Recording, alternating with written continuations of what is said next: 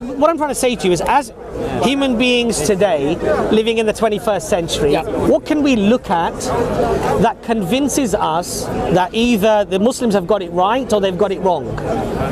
That there is no God. Their view of God and how God came about, I don't believe it, I don't accept it. What would the reason for that be? Or I do accept it, what would the reasons for that be, right?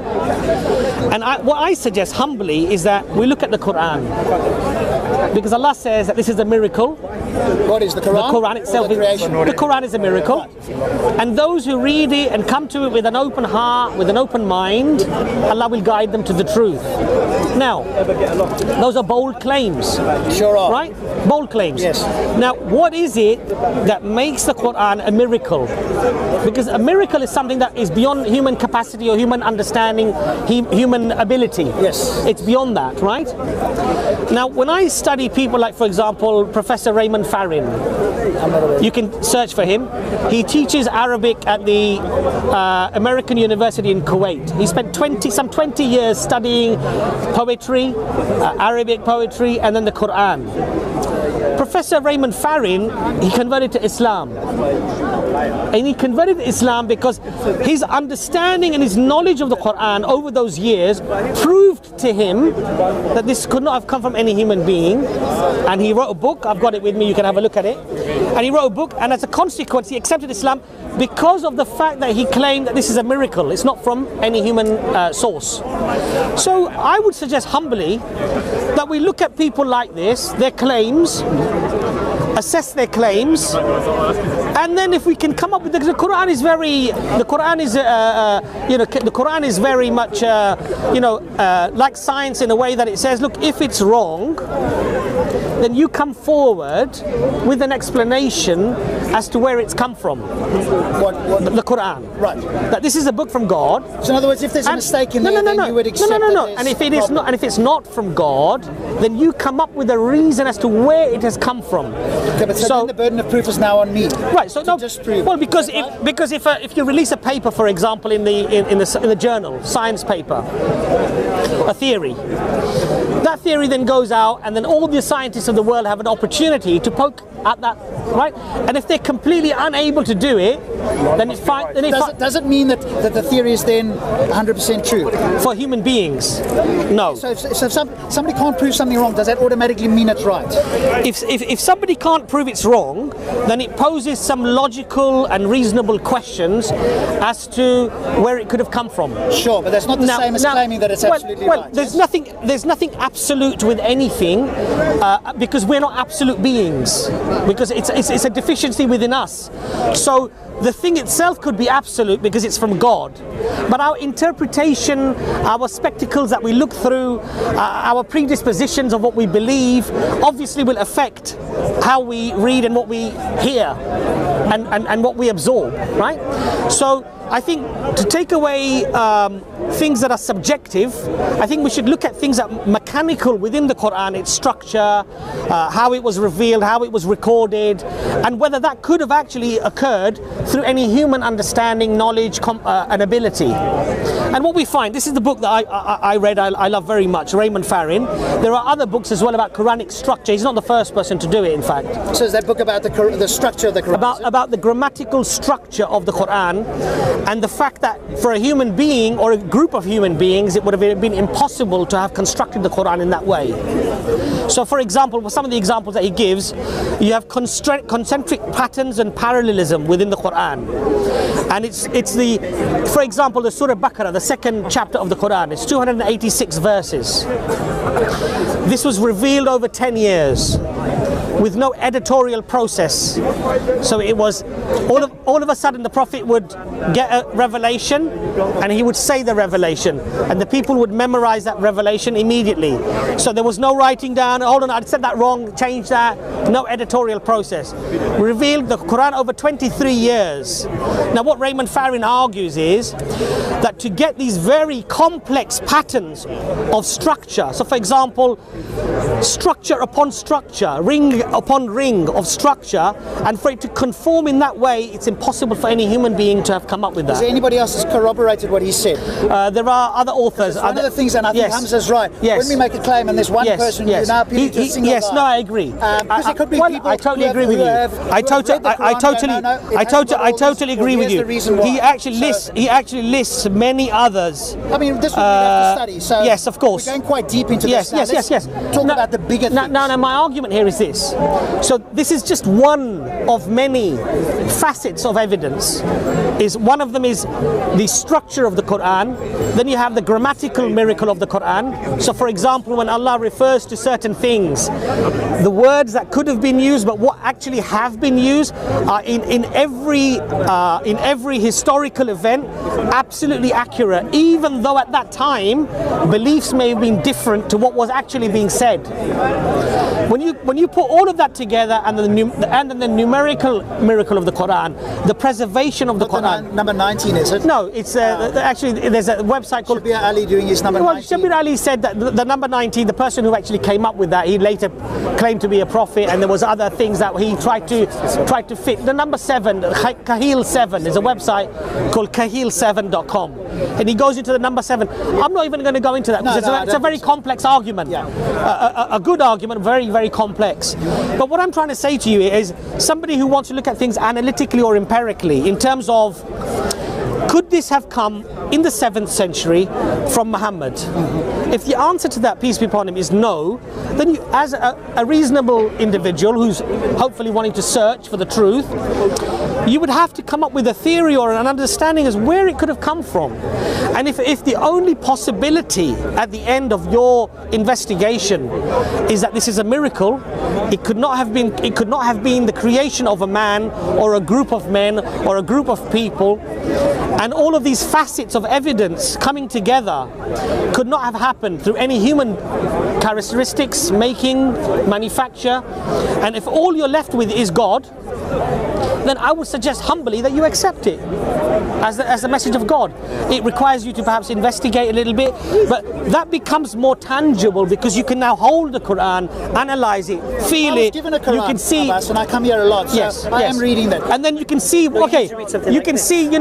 what this is. I've got to do one thing at a time. No, I understand. Yes. What are the structures that he's talking about? Are they really that complicated? And could a man have really constructed them through memory or even through editorial process? And if the answer to that is no, then I would humbly say that look into it a little bit more deeply, and then hopefully, if you're convinced by it, accept it. And if you're not convinced by it, then don't accept it. But I think to talk about what came before the Big Bang, or possibly what came before that, we're just grasping in the dark at straws, because analytically or empirically, we can't prove those things. This is why the reason I did that with my mate Rob as my test case. Yes. Was to show the atheists. Yes. Hard or soft. Yes. That he's got no more evidence than I have for what I believe in reality. What are you talking about though specifically? Are you talking about the beginning of the universe or something else? Because you've got to be quite specific, because you just give it to me as a random comment. I'm referring to the first cause, isn't it? Sure. So the cause, obviously, we've got no idea what happened before the Big Bang. Correct. Yeah. There's scientific models, but no, we don't know for sure. I'm 100% with you on that. I've heard this in the future. See what it is, usually with an atheist, they come with this intellectual, logical, scientific tangent, and that we're some kind of emotional, faith-dependent, believe what we're told as kids kind of people. Now the problem is atheists speak to a lot of Christians, but Muslims we're another animal. Yeah, we don't go. So the reason I did that with you was to take you to your highest level as to what you have. Yes. And in reality, there's nothing there because you don't know.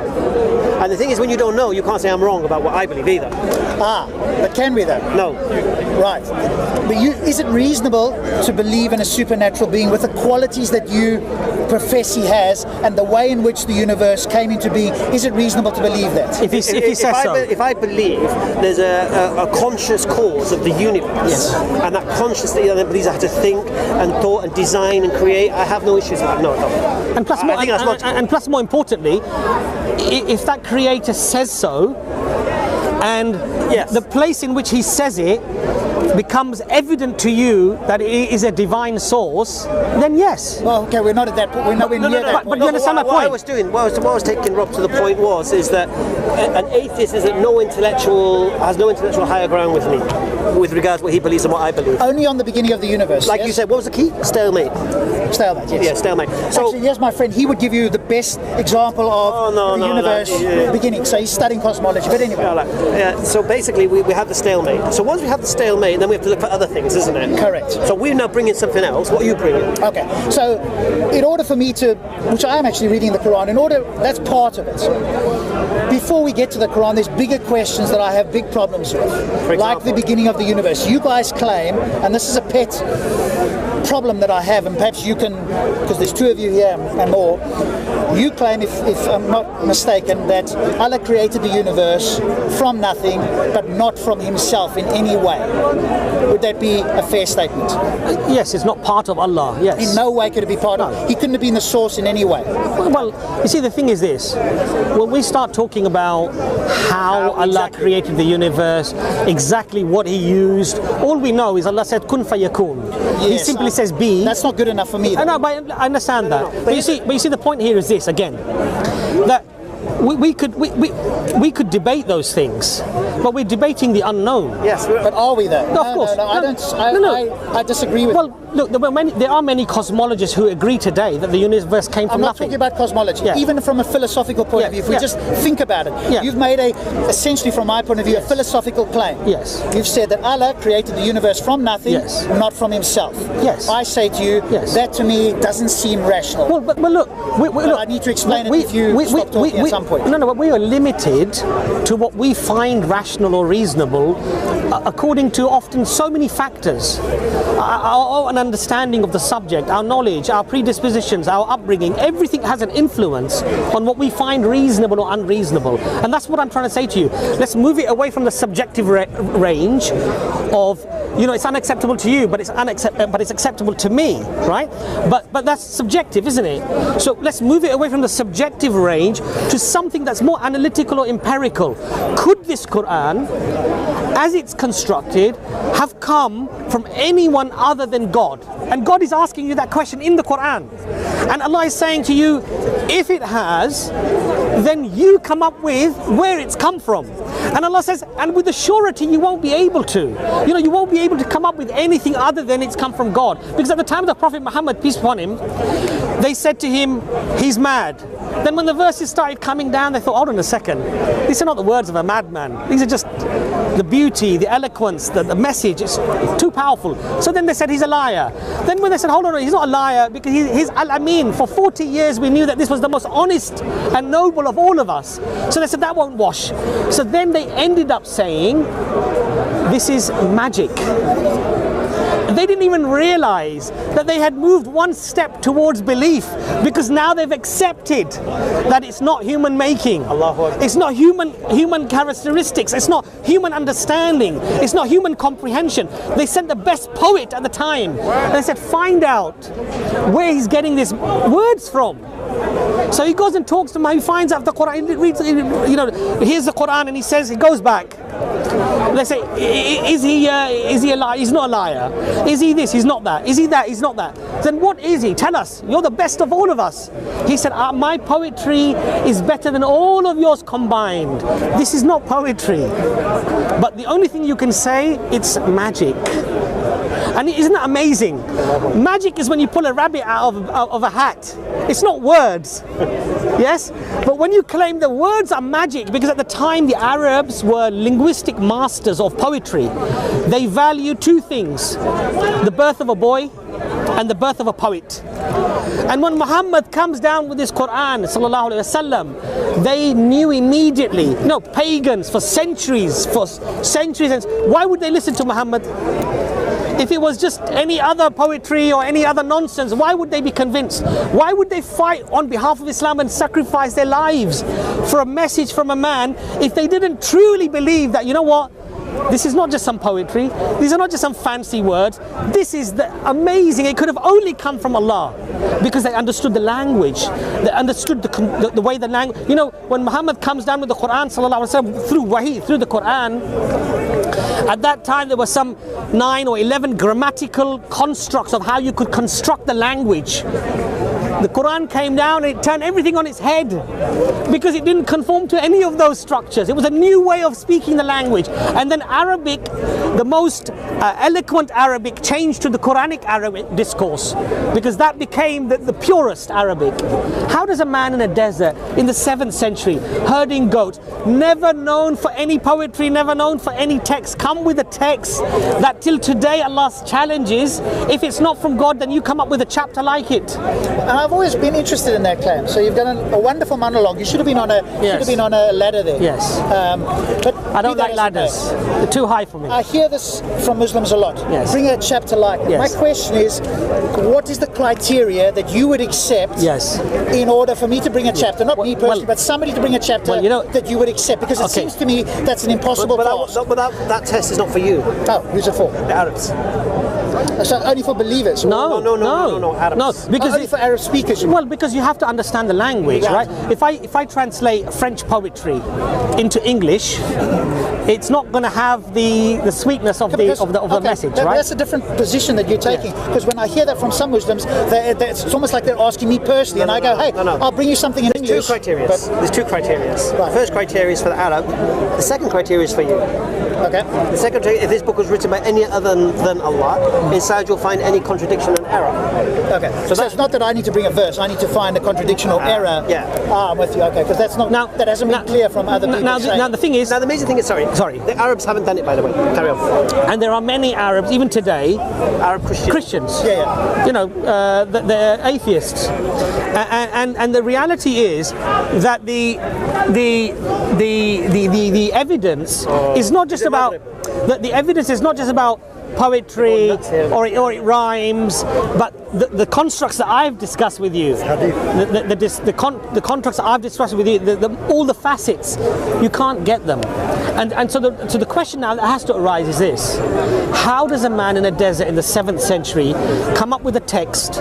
I think it's a very bold claim. It sure is. You know, for an illiterate man, ummi, cannot read or write, to challenge the best poets of his time, that if this is not from God, then you come up with a reason as to God, and then challenges them again. That if you can produce a verse like a chapter like it, and he's challenging who? The people at the time who were the best poets that existed, right? And he himself is illiterate. So these claims, this Qur'an, the way that it's constructed, I'll give you a few examples. One example. No, please, Dad. Just one example. Just one. I'm gonna sleep here. Just one example. Just one example. Surah Baqarah, 286 ayah verses. Yes. I told you it was revealed over 10 years. Simultaneously, other chapters are being revealed. Simultaneously. The Prophet ﷺ would say, these verses pertaining to this chapter, these verses pertaining to this chapter. And yet it conforms perfectly in symmetry to section 1 relates to section 6, section 2 relates to section 4, section 3 relates to section 2 relates to section 7, and it comes down to the middle, and in the middle ayah, orally transmitted over 10 years, simultaneously while other chapters are being revealed, and Allah chooses a verse, Allah has chosen the middle ground for you, the middle path for you. Where does that verse come? The word middle only appears once in 286 verses, and it appears in the 143rd verse right down the middle. That's not one example. The Quran is scattered with thousands of examples like that. How does a man in a desert in the 7th century, just on memory alone, he's on a camel, he gets a wahi, he says it to the people, this is the ayah of the Quran and it refers to this. And in those days there's no verse numbers, there's no chapter numbers, they learn it all orally. How does he do it? So these are the sort of questions that I think, if we're truly humble, we need to address, we need to look at. There are many other facets of evidence as well that support, grammar, as I said, the construction in terms of symmetry and concentric patterns and parallelism, and then as a reasonable human being, come up to a conclusion as to where you think it's come from. And if you think it's beyond the capacity of human beings, which I truly believe through my investigation, not just following it blindly, even though I am a Muslim, yes, right? these questions should be, I think, addressed by an individual, rather than referring to, you know, what happened at the Big Bang, how did God create the universe, did he do it from himself, did he just say it and it happened? Because ultimately those are not empirical questions, and those questions may never be answered until we die, and then God reveals to us how he did things, right? If he chooses to do so. But what we do have is the Qur'an, which I say is a miracle, which you can test, because you can hold in your hand, you can analyze, you can investigate, you can get people what they say about it, challenge it, and it's tangible, it's there right in front of you, and it takes away this subjective realm of, I don't accept cutting off of your hand or marrying somebody at that age. Those are all subjective things. If God said it's okay and you can prove that God said it, then it's okay. Khalas, finish, no discussion. You understand my point?